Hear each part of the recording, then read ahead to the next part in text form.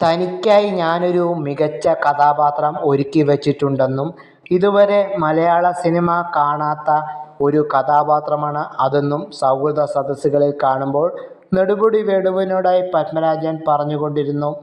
ഒരു നല്ല ചിത്രത്തിൽ നല്ലൊരു വേഷമാകും അതെന്നു മാത്രം കരുതിയ നെടുമുടി വേണുവിനെ അമ്പരപ്പിച്ചുകൊണ്ട് മുഴുനീള നായക കഥാപാത്രമായിരുന്നു പത്മരാജൻ നെടുമുടി വേണുവിനായി ഒരുക്കിവച്ചിരുന്നത്.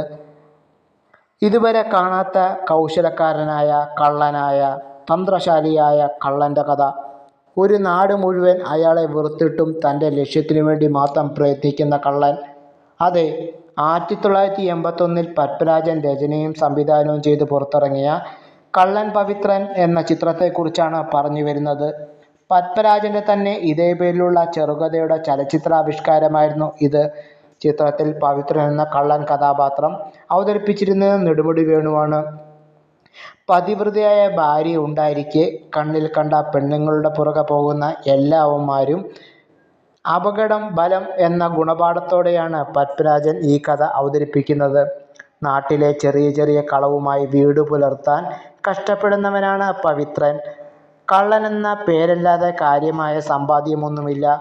എന്നാൽ തനിക്കൊരു ദിവസം വരുമെന്നും അന്ന് ഈ നാട്ടിലെ തന്നെ പരിഹസിച്ചവരെയും പുച്ഛിച്ചവരെയും കാണിച്ചു കൊടുക്കാമെന്നുള്ള ചിന്തയിലാണ് പവിത്രൻ ജീവിക്കുന്നത്. എന്നാൽ പവിത്രന് ഭാര്യയല്ലാതെ 2 സ്ത്രീകളുമായുള്ള ബന്ധം നാട്ടിലാകെ പാട്ടാണ്. ആദ്യ ഭാര്യ ഇരിക്കെ പരസ്ത്രീബന്ധ തൽപരനായിരുന്നു പവിത്രൻ. ഒരിക്കൽ അരിയാട്ട് മില്ല് നടത്തുന്ന മാമച്ചൻ്റെ കിണ്ടിയും മൊന്തയും മോഷ്ടിക്കുന്നു പവിത്രൻ. മാമച്ചനായി ഭരത് ഗോപി വേഷമിട്ടു. കിണ്ടിയും മൊന്തയും വിൽക്കാനായി പട്ടണത്തിലെത്തുന്ന പവിത്രൻ്റെ ജീവിതം അവിടെ മാറി മറിയുന്നു. നഗരത്തിലെത്തിയ പവിത്രൻ അവിടെ തന്നെക്കാൾ വലിയൊരു കള്ളനായ പാത്രക്കടക്കാരനെ കാണുന്നു. അടൂർ ഭാസിയാണ് ആ കഥാപാത്രത്തെ അവതരിപ്പിക്കുന്നത്.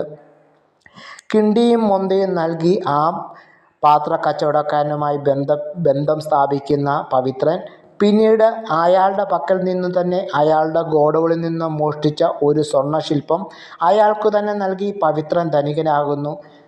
എന്നാൽ പരസ്ത്രീ ബന്ധം മൂലം എല്ലാം ഒടുവിൽ അയാൾക്ക് നഷ്ടമായി ജയിലിലാകുന്നു. ചിത്രം വമ്പൻ ഹിറ്റായി ബോക്സ് ഓഫീസിൽ മാറി. പത്മരാജൻ്റെ കരിയറിലെ ഏറ്റവും വലിയ പണം വാരി ചിത്രങ്ങളിലേക്ക് കള്ളൻ പവിത്രൻ ചേക്കേറി. നിർമ്മാതാവ് എം മണി കോടീശ്വരനാക്കി ചിത്രം.